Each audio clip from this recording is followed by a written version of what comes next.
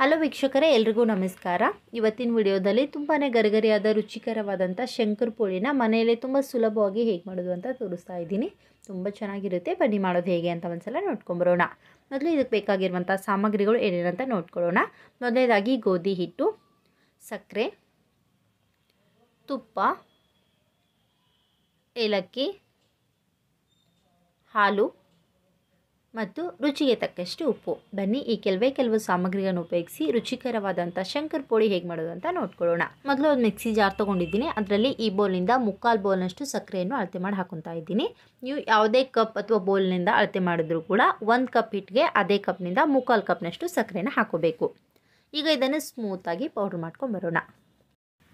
ನೋಡಿ, ಪೌಡ್ರು ಸ್ಮೂತಾಗಿರಬೇಕು. ತರಿತರಿ ಇದ್ದರೆ ಒಂದು ಸಲ ಸೋಸ್ಕೊಂಬಿಡ್ರಿ. ನೋಡಿ, ಈ ರೀತಿ ಸ್ಮೂತಾಗಿ ಗ್ರೈಂಡ್ ಮಾಡ್ಕೊಂಡಿದ್ದೀನಿ. ಈಗ ಇದನ್ನು ಸೈಡಲ್ಲಿ ಇಟ್ಟು ಹಿಟ್ಟು ಕಲಿಸೋದು ಹೇಗೆ ಅಂತ ನೋಡ್ಕೊಳ್ಳೋಣ. ಈ ಕಡೆ ಒಂದು ಅಗಲವಾದಂಥ ತಟ್ಟೆ ತೊಗೊಂಡಿದ್ದೀನಿ. ಅದರಲ್ಲಿ ಸಕ್ಕರೆ ಅಳತೆ ಮಾಡಿರೋ ಬೌಲ್ನಿಂದನೇ 2 ಬೌಲ್ ಆಗುವಷ್ಟು ಗೋಧಿ ಹಿಟ್ಟನ್ನು ಹಾಕೊತಾ ಇದ್ದೀನಿ. ನೋಡಿ, ಫುಲ್ಲಾಗಿ 2 ಬೌಲ್ನಷ್ಟು ಹಿಟ್ಟಿದೆ. ನಂತರ ಅದೇ ಬೌಲ್ನಿಂದ 1 ಬೌಲ್ಗೆ 3/4 ಬೌಲ್ನಷ್ಟು ಸಕ್ಕರೆ ಪುಡಿ. 2 ಬೌಲಷ್ಟು ನಾನು ಗೋಧಿ ಹಿಟ್ಟು ತೊಗೊಂಡಿದ್ದೆ. ಹಾಗಾಗಿ 2 ಸಲ 3/4 ಬೌಲ್ ಆಗುವಷ್ಟು ಸಕ್ಕರೆ ಪುಡಿನ ಹಾಕೊತಾ ಇದ್ದೀನಿ.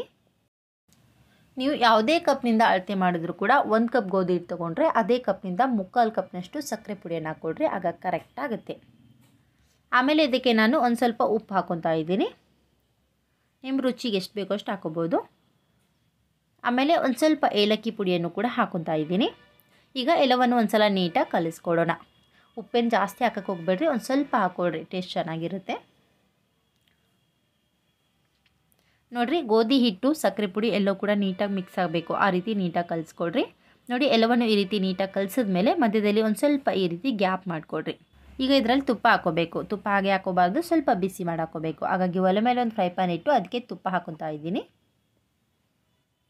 ಇದಕ್ಕೆ ತುಪ್ಪ ನೀವು ಎಷ್ಟು ಹಾಕೋಬೇಕು ಅಂದರೆ, ಒಂದು ಅರ್ಧ kg ಆಗುವಷ್ಟು ಗೋಧಿ ಹಿಟ್ಟಿದ್ರೆ ಅದಕ್ಕೆ ಒಂದು 100 ಗ್ರಾಮ್ ಆಗುವಷ್ಟು ತುಪ್ಪನ ಬಿಸಿ ಮಾಡಿ ಹಾಕೋಬೇಕು. ಇದಕ್ಕಿಂತ ನೀವು ಜಾಸ್ತಿ ಕೂಡ ಹಾಕೋಬೋದು, ತೊಂದರೆ ಇಲ್ಲ. ಹಾಕಿದಷ್ಟು ಟೇಸ್ಟ್ ಚೆನ್ನಾಗಿರುತ್ತೆ. ಅರ್ಧ kgಗೆ ಒಂದು 100 ಗ್ರಾಮ್ ಅಷ್ಟು ಇರಲೇಬೇಕು. ತುಂಬ ಬಿಸಿ ಮಾಡ್ಕೋಬೇಡ್ರಿ, ಗಟ್ಟಿ ಇರುವಂಥ ತುಪ್ಪ ಜಸ್ಟ್ ಕರಗಬೇಕಷ್ಟೇ. ನೋಡಿ, ಈ ರೀತಿ ಕರಗಿದ ಮೇಲೆ ಈಗ ಇದನ್ನು ಇಮಿಡಿಯೇಟಾಗಿ ಕಲಸಿಟ್ಕೊಂಡಿರುವಂಥ ಹಿಟ್ಟಿನೊಳಗಡೆ ಹಾಕಿ ಈಗ ಇದನ್ನು ಮಿಕ್ಸ್ ಮಾಡ್ಕೊಳ್ಳೋಣ.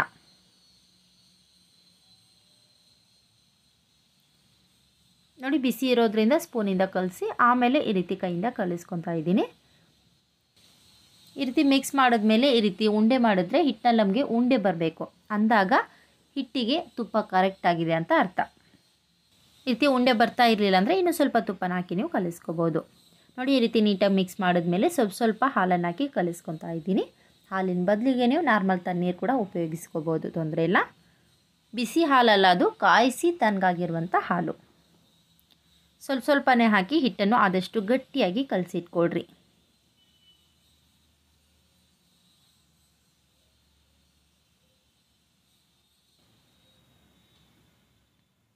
ಹಿಟ್ಟು ಎಷ್ಟು ಗಟ್ಟಿ ಇರುತ್ತೆ ನೋಡಿ, ಶಂಕರಪೋಳಿ ಕೂಡ ಅಷ್ಟೇ ಗರ್ಗರಿಯಾಗಿ ಕ್ರಿಸ್ಪಿಯಾಗಿ ಬರುತ್ತೆ. ಹಾಗಾಗಿ ಹಿಟ್ಟನ್ನು ಸ್ವಲ್ಪ ಗಟ್ಟಿಯಾಗಿಯೇ ಕಲಸಿಟ್ಕೊಳ್ರಿ. ನೋಡಿ, ಹಿಟ್ಟನ್ನು ಈ ರೀತಿ ಕಲಿಸ್ಕೊಂಡಿದ್ದೀನಿ. ತುಂಬ ಚೆನ್ನಾಗಿ ರೆಡಿಯಾಗಿದೆ. ಈಗ ಇದನ್ನು ಒಂದು ಅರ್ಧ ಗಂಟೆವರೆಗೂ ನೆನೆಲಿಕ್ಕೆ ಬಿಡೋಣ. ನೋಡಿ, ಅರ್ಧ ಗಂಟೆ ಆದಮೇಲೆ ಈಗ ಶಂಕರಪೋಳಿ ಮಾಡೋದು ಹೇಗೆ ಅಂತ ನೋಡ್ಕೊಳ್ಳೋಣ. ಕಲಸಿರುವಂಥ ಹಿಟ್ಟಿನಲ್ಲಿ ಒಂದು ಸ್ವಲ್ಪ ಜಾಸ್ತಿ ಹಿಟ್ಟನ್ನು ತೊಗೊಂಡು ಈ ರೀತಿ ಉಂಡೆನ ಮಾಡ್ಕೋಬೇಕು. ಈ ರೀತಿ ಉಂಡೆ ಮಾಡಿದ್ಮೇಲೆ ಈಗ ಇದನ್ನು ಈ ರೀತಿ ಕಲ್ ಮೇಲಿಟ್ಟು ಲಟ್ಟಿಸ್ಕೊತಾ ಇದ್ದೀನಿ.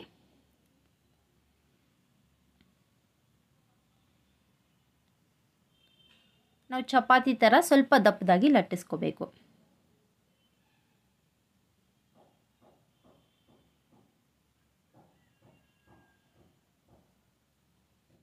ಹಿಟ್ಟು ಗಟ್ಟಿಯಾಗಿ ಕಲಸಿರೋದ್ರಿಂದ ಲಟ್ಟಿಸುವಾಗ ಇದಕ್ಕೆ ಗೋಧಿ ಹಿಟ್ಟು, ಮೈದಾ ಹಿಟ್ಟು, ಅಕ್ಕಿ ಹಿಟ್ಟು ಯಾವುದು ಹಾಕಿ ಲಟ್ಟಿಸೋ ಅವಶ್ಯಕತೆ ಇಲ್ಲ. ಹಾಗೆ ನೀವು ಲಟ್ಟಿಸ್ಕೋಬೋದು.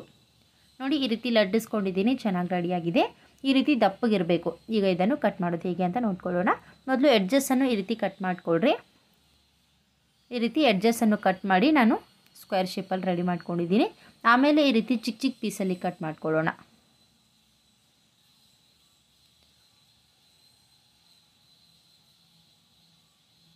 ಈ ರೀತಿ ಕಟ್ ಮಾಡಿದ್ಮೇಲೆ ಸ್ಪೂನ್ ಮೇಲ್ಗಡೆ ಹಾಕಿಟ್ಕೋಬೋದು ಅಥವಾ ಒಂದು ತಟ್ಟೆಯಲ್ಲಿ ಹಾಕಿಟ್ಕೋಬೋದು.